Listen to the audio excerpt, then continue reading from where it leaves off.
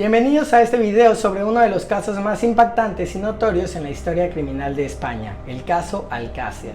En este video exploraremos todos los detalles y eventos que lograron convertir este caso en uno de los más fuertes y mediáticos del país. La tarde del viernes 13 de noviembre de 1992, Desiree, Miriam y Toñ visitaron a su amiga Esther en Alcácer, donde las cuatro vivían con sus familias.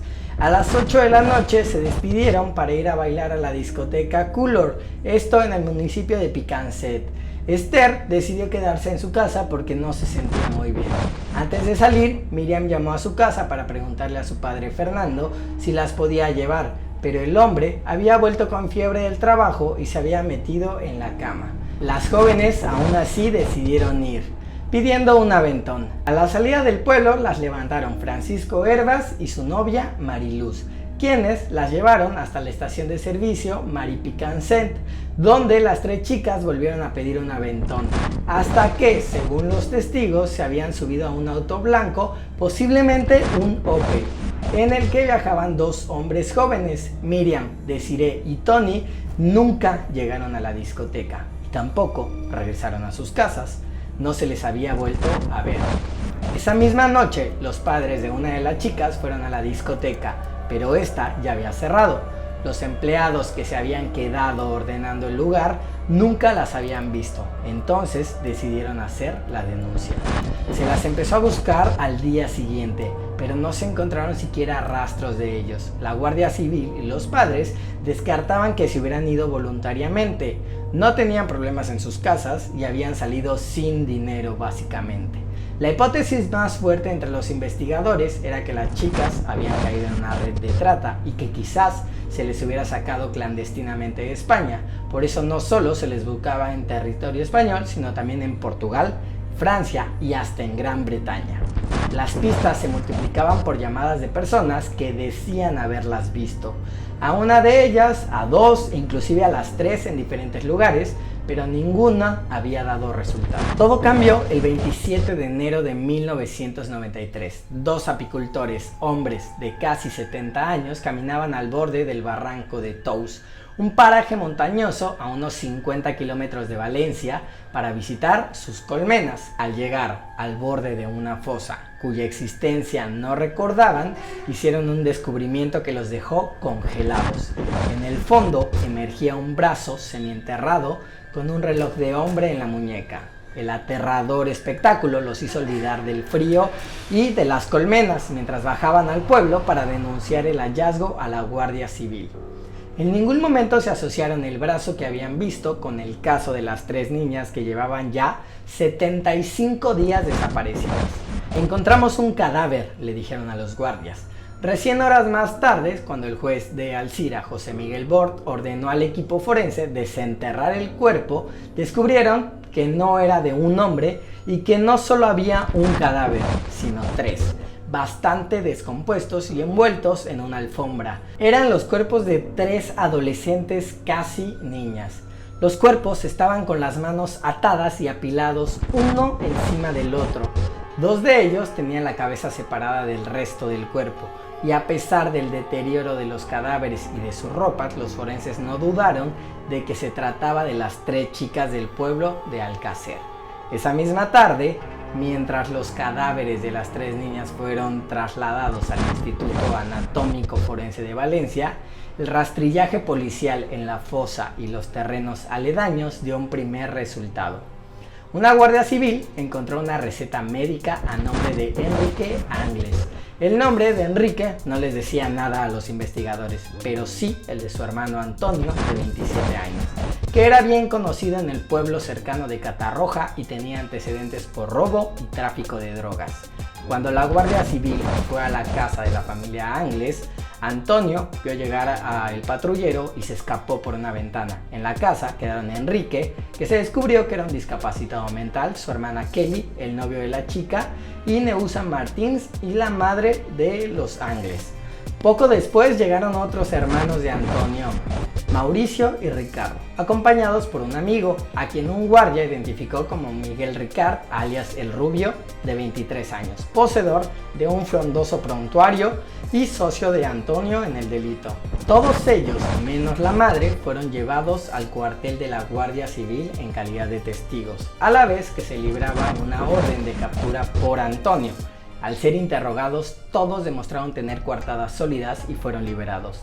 Todos, menos Miguel Ricard, quien empezó a contradecirse frente a los interrogadores. El Rubio terminó confesando poco antes de la medianoche y dijo que Antonio y él iban en el auto que levantó a las chicas en la segunda estación de servicio y que las habían secuestrado, que Antonio las había violado y las había matado y que él solamente lo había ayudado. En 3 declaraciones sucesivas, Ricard contó que Antonio y él habían recogido a las chicas la noche del 13 de noviembre, pero que en lugar de llevarlas a la discoteca, como ellas le habían pedido, se dirigieron a una edificación abandonada ubicada a unos 20 kilómetros en la barranca de la Romana. Dijo también que allí las ataron a un poste de madera que había dentro del edificio y que Antonio las fue desatando de una a una para violarlas. Aseguró que él solamente había violado a Desiree y que había ayudado a Antonio sosteniendo abiertas las piernas de las otras chicas para que no se resistieran. Relató que ante los interrogadores que después de violarlas las volvieron a atar y que las dejaron solas en el edificio, mientras ellos iban a un bar en Caradao, otro pueblo vecino, donde compraron algunos sándwiches porque la actividad les había dado hambre. De regreso, Antonio volvió a violarlas una a una y después de que ya estuvieran exhaustos se quedaron dormidos. Dijo que más tarde los despertaron las 3 adolescentes y que Antonio les gritó que se callaran. Y como no lo hicieron, su amigo se levantó enfurecido y las golpeó con un palo en repetidas ocasiones. Antonio salió y cavó una fosa a unos 700 metros de la edificación. Cuando volvió, sacaron a las 3 chicas a punta de pistola y Antonio las asesinó disparándoles en la cabeza. Finalmente las envolvieron en una alfombra y las cubrieron con tierra. Meses más tarde, Miguel Ricard se retractaría de sus 3 declaraciones diciendo que se las habían sacado bajo tortura, pero los informes médicos posteriores al interrogatorio dejaban claro que no tenían herida alguna. Además, para entonces su Opel blanco ya había sido reconocido por testigos como el auto en el que habían subido Desiree, Tony y Miriam. Mientras tanto, la policía española buscaba sin parar a Antonio Angles. Las autopsias de las 3 víctimas confirmaron a medias la declaración de Miguel Ricard. La primera se hizo el 28 de enero y estuvo a cargo de un equipo de 6 forenses oficiales encabezado por Fernando Verdú Pascual. La segunda la realizó a pedido de las familias el perito Luis Frontela, que además hizo un estudio de ADN de 15 pelos encontrados en los cuerpos de las adolescentes. El examen demostró que 12 de ellos no pertenecían ni a Ricard ni a Angles y que podían pertenecer a otros 5 o hasta 7 personas. Allí surgió la hipótesis que, más allá de lo que declaró Ricard, en el crimen pudieron participar más personas, entre ellas un hombre de pelo canoso. Por otra parte, el estudio de las larvas halladas en los cuerpos, a los que Frontela solo tuvo acceso a partir de fotos y videos tomados durante la primera autopsia, sugirió que el tamaño de los insectos no correspondía con el estado de putrefacción de los cadáveres, que esto de hecho Frontela aquí dedujo que las adolescentes habían sido enterradas en 2 lugares diferentes. Las diferencias en los resultados de las autopsias dieron lugar al surgimiento de nuevas hipótesis sobre el triple femicidio de Alcácer. Fernando García, padre de Miriam, denunció en los medios de comunicación que Antonio Angles y Miguel Ricard eran apenas unos perejiles dentro de toda una conspiración.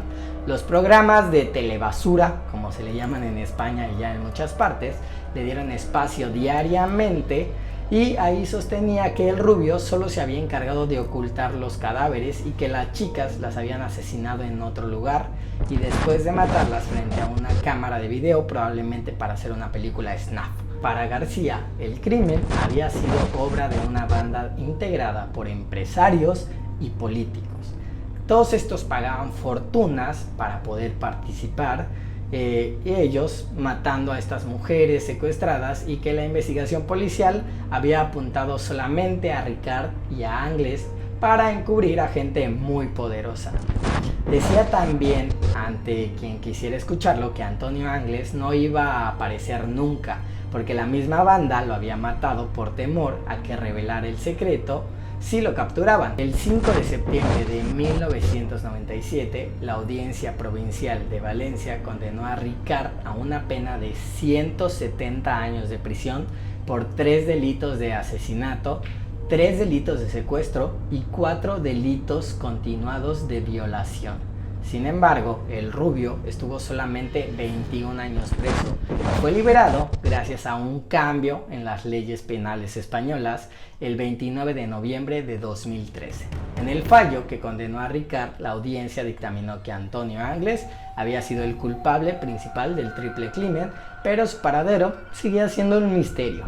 El 27 de enero de 1993, después de escapar de su casa por una ventana, huir por los tejados de las viviendas vecinas, Angles fue visto en la estación norte de Valencia. Los investigadores supieron después que había ido a una peluquería donde se había cortado el cabello, se lo había teñido para no ser reconocido. Al consultar a médico que había extendido la receta y mostrarle las fotografías de los hermanos Angles, el doctor reconoció que en efecto fue Antonio quien había ido a su consultorio y que se había identificado como Enrique para que le extendieran una orden por un medicamento psicotrópico. En febrero de 1993, Antonio Angles fue rastreado en la localidad de Minanglilla, en Cuenca, donde escapó por un pelo a la Guardia Civil y un mes más tarde volvió a eludir por cuestión de minutos a un grupo de la Interpol. La policía lo vio ubicado en la casa de un adicto a las drogas, pero llegó tarde. Ya no estaba, huyó, llevándose la documentación y el dinero del hombre. Subió como polizón en el barco City of Plymouth, que zarpaba del puerto de Lisboa con destino a Irlanda, pero fue descubierto y encerrado en un camarote. La tripulación no sabía que era uno de los criminales más buscados de Europa, y cerca de las costas irlandesas pudo salir del camarote. Nunca se supo si había sido por ayuda o una simple casualidad. Posterior a esto, se arrojó al mar. Al día siguiente encontraron un chaleco salvavidas flotando en el agua. Se creyó que había muerto ahogado, pero la Interpol no lo sacó de la lista de los criminales más buscados. En 2006 se encontraron restos de un cuerpo no identificado en la isla de Lambay, situado en la costa norte del condado de Dublín, la capital irlandesa. Y bueno, hasta ahora no se ha podido reconstruir el cráneo del cadáver digitalmente y las autoridades irlandesas han pedido ayuda para identificarlo. Esta reconstrucción digital de la cabeza del muerto pues sí dio un gran parecido con los rasgos de Antonio Angles, pero el ADN que se pudo extraer de la dentadura no coincidió con el prófugo. Aunque no se sabe si está vivo o muerto, Antonio Angles sigue siendo buscado por la Interpol. Se cree que puede estar viviendo con una identidad falsa en Brasil. Esto es todo lo que se sabe del caso Alcácer. Si te ha interesado este video, asegúrate de darme un like, suscribirte también para más contenido de este tipo, activar la campanita de notificaciones para que te avise y sobre todo compartirlo y dejar tus comentarios y pensamientos sobre este caso en la sección de aquí abajo de comentarios. No olvides por favor de suscribirte porque me ayudas un montón a seguir trabajando este tipo de contenido. Y esto es todo por el video de hoy. Nos vemos hasta la próxima.